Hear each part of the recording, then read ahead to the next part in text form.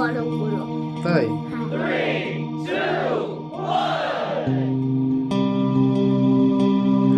Hello বন্ধুরা, তোমরা সবাই কেমন আছো? আশা করি খুব ভালো আছো, আর আমিও ভালো আছি। আমি চলে আসলাম আবার একটি নতুন ভিডিও নিয়ে। আজকে সম্পূর্ণ ভিডিওটি আলাদা। আজকে কোনো কাজের ভিডিও না, আজকের ভিডিওটি হচ্ছে আমরা ঘুরতে যাচ্ছি। আর ঘুরতে যাচ্ছি কোথায়? আমরা ঘুরতে যাচ্ছি দার্জিলিংয়ে। আর আজকের থেকে আমি যতদিন মোটামুটি দার্জিলিং ঘুরবো আর সেই সমস্ত ভিডিও তোমাদের মাঝখানে তুলে ধরার চেষ্টা করব। এখন আমরা বাড়ির থেকে রওনা দিয়ে দিয়েছি, আর এই মুহূর্তে উপস্থিত আমরা এখন শিয়ালদা স্টেশনে রয়েছি। আর শিয়ালদা থেকে 13147 উত্তরবঙ্গ এক্সপ্রেস এই ট্রেনটি আমরা ধরে পৌঁছে যাব নিউ জলপাইগুড়ি।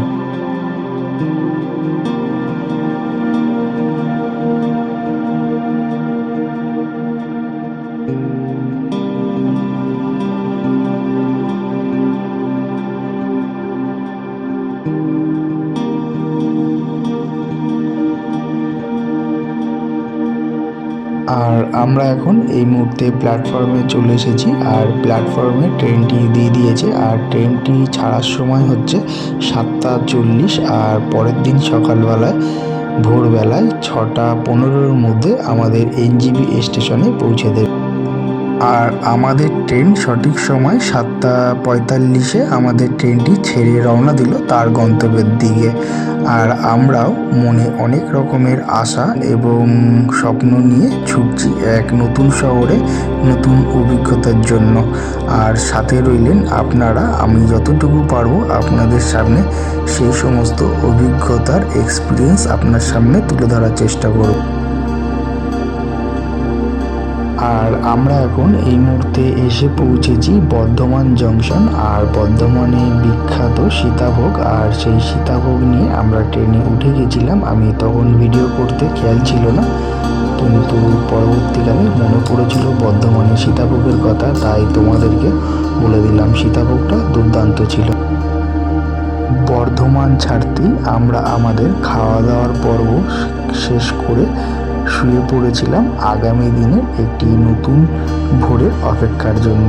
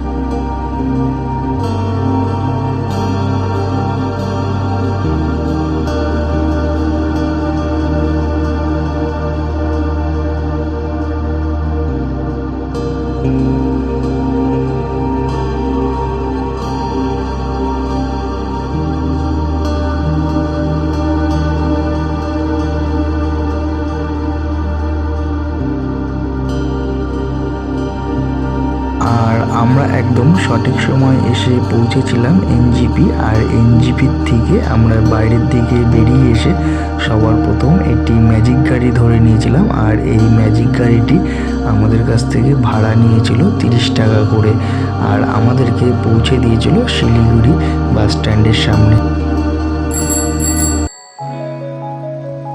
আর আমরা এখন পৌঁছে গিয়েছিলাম শিলিগুড়ি বাস স্ট্যান্ড। আর এই শিলিগুড়ি বাস স্ট্যান্ড থেকে ডাইরেক্ট দার্জিলিং যাওয়ার বাস পাওয়া যায়। আর তোমরা যদি মনে করো দার্জিলিংয়ে বাসে করে যাবে, সেক্ষেত্রে বাসেও যেতে পারো। আর না হলে এই সামনের দিকে চলে আসলে এখানে ট্যাক্সি স্ট্যান্ড আছে, এখান থেকে তোমরা ট্যাক্সি কিংবা বুলোরো পিক আপ রিজার্ভ করে চলে যেতে পারবে দার্জিলিংয়ে।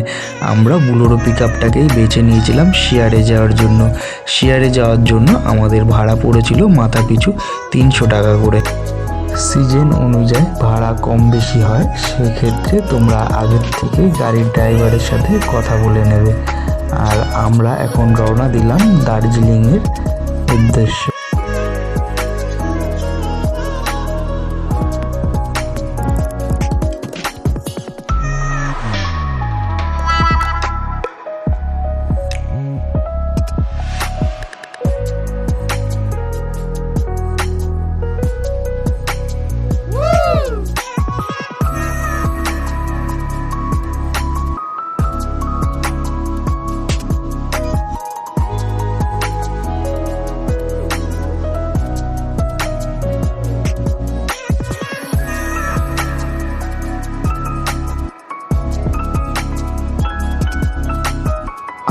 আমাদের গাড়ি রওনা দিয়েছিল দার্জিলিংয়ের উদ্দেশ্যে। আর দার্জিলিংয়ে যাওয়ার পথে মোটামুটি শিলিগুড়ি থেকে 2-5 মিনিট এগোনোর পর থেকেই আমাদের দুই ধারে শুরু হয়ে গেছিল সেই দার্জিলিং বিখ্যাত চা বাগান। আর চা বাগানের সৌন্দর্য দেখতে দেখতে আমরা পৌঁছে গিয়েছিলাম পাহাড়ি রাস্তায়। পাহাড়ি রাস্তা ছিল দুর্দান্ত, আঁকাবাঁকা পথ, সবুজে ঘেরা, চারিদিকে প্রচুর ফুল গাছ আর কে জানি কত নাম না জানা গাছ। আর উঁচু উঁচু পাহাড় পেরিয়ে আমাদের গাড়ি রওনা দিয়েছিল দার্জিলিংয়ের উদ্দেশ্যে। আমাদের কাছে কোনো কাজই ছিল না, শুধু জানলা দিয়ে মুখটা বাইরের দিকে দিয়ে দার্জিলিংয়ের এই প্রকৃতি আনন্দ উপভোগ করছিলাম। আর সাথে তোমাদের কথা চিন্তা করে ভিডিও করতে ব্যস্ত ছিলাম। দিনে দিনে আমার নেশাটা যেন বেড়েই যাচ্ছে প্রকৃতির প্রতি এবং তোমাদের প্রতি ভালোবাসা এবং তোমাদের আশীর্বাদে আমি নিত্য নতুন জায়গায় সুযোগ এবং নিত্য নতুন কাজের সাথে যুক্ত হতে পারছি আর তোমাদের সাথে এই ধরনের ভিডিও তুলে ধরতে পারছি। তার জন্য তোমাদেরকে সকলকে জানাই অসংখ্য ধন্যবাদ আমার কাজের ভিডিও এবং আমার ঘুরতে যাওয়ার ভিডিও এত পছন্দ করার জন্য। আগামী দিনে চেষ্টা করব আরও নিত্য নতুন কিছু তোমাদের সামনে তুলে ধরার জন্য।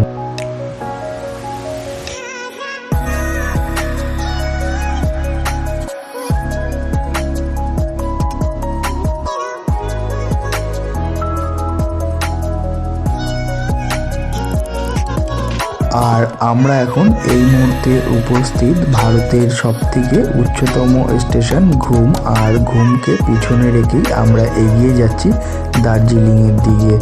এই ঘুম স্টেশন পৃথিবীর মধ্যে 14তম স্থান অধিকার করে রেখেছে।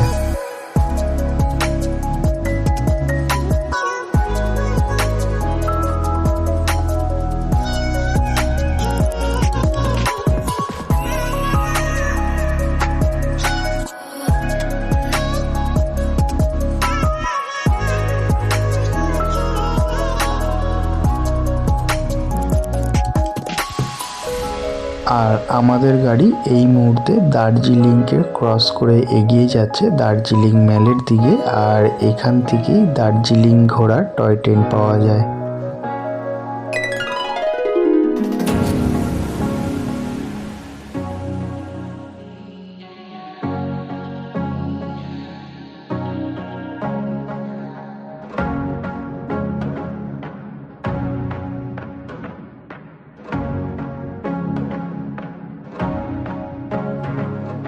আর আমরা দেখতে দেখতে পৌঁছে গেলাম দার্জিলিং।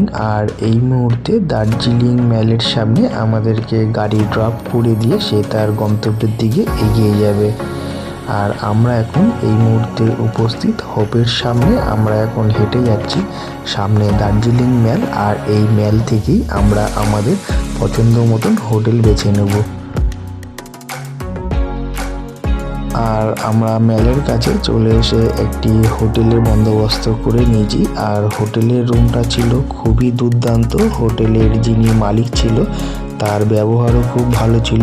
আর আমাদের কাছ থেকে খুব কম পয়সার মধ্যে খুব সুন্দর একটি ভিউ রুম ওনারা আমাদেরকে দিয়েছিলেন। ওনাদের রুমটি আমাদের বিভৎস পছন্দ হয়েছিল। আর সবথেকে ভালো লেগেছিল ওনাদের ব্যবহার। আর এই রুমের বাইরের ভিউটা তোমাদেরকে বলে বোঝানোর মতন ছিল না। আমি অনেকগুলো হোটেলই এর আগে ঘুরে দেখেছি, কোনো হোটেলই এরকম ভিউ রুম পাইনি। আর যে সমস্ত ভিউ রুম ছিল তার বাজেটও ছিল অনেক। তাই আমরা অত বাজেটের মধ্যে না নিয়ে একটি আমাদের আয়ত্তর মধ্যে আমরা রুমটি নিয়ে নিয়েছিলাম। আর আমাদের বাজেট অনুযায়ী আমাদের রুমের ভিউটা দুর্দান্ত ছিল। আর বাইরের ভিডিওটা চলো তোমাদেরকে একটুখানি দেখাই। এখানে শুধু মেঘ আর রোদ্দুরের খেলা, কখন যে সন্ধ্যা আর কখন যে সকাল বোঝাই ভারী মুশকিল মেঘের এই খেলায়। আগামী 4টে দিনের জন্য এটাই ছিল আমার বাড়ি আর এটাই ছিল আমাদের ঘর। আর 4টে দিন আমরা কিভাবে কি কাটালাম সেই সমস্ত ভিডিও তুলে ধরবো এর পরবর্তীকালে। হয়তো সঠিক সময় যদি নাও দিতে পারি, ধীরে ধীরে চেষ্টা করব ভিডিওগুলো তোমাদের মাঝখানে তুলে ধরার জন্য। তোমাদের ভিডিওগুলো কেমন লাগলো আমাকে অবশ্যই কমেন্ট করে জানাবে। আর ভিডিওটি কে কোন জায়গার থেকে দেখলে সেটাও আমাকে জানাবে। আমাদের এই ভিডিওগুলো ফেসবুক এবং ইউটিউবে তোমরা দুটো জায়গাতেই পেয়ে যাবে। আর আমাদের এই ভিডিওগুলো প্রচুর মানুষ দেখেছে, সেটা আমি ফেসবুক দেখেই বুঝতে পেরেছিলাম। আর তারা যারা আমার এই ভিডিওটা দেখেছেন তাদেরকে জানাই অসংখ্য ধন্যবাদ আমাদের এই ভিডিওগুলো মনোযোগ দিয়ে দেখার জন্য। এখন শুধু সময় আনন্দ ফুর্তি আর ঘোরা আর সেই সমস্ত ভিডিও আপনাদের মাঝখানে তুলে ধরাচ্ছে। আর সকলেই ভালো থাকবে। জয় মা তারা। দেখা হচ্ছে আবার খুব শিগগিরই আবার নতুন কোনো ভিডিও নিয়ে। এখন সময় দার্জিলিং মেলে ঘুরতে যাওয়া।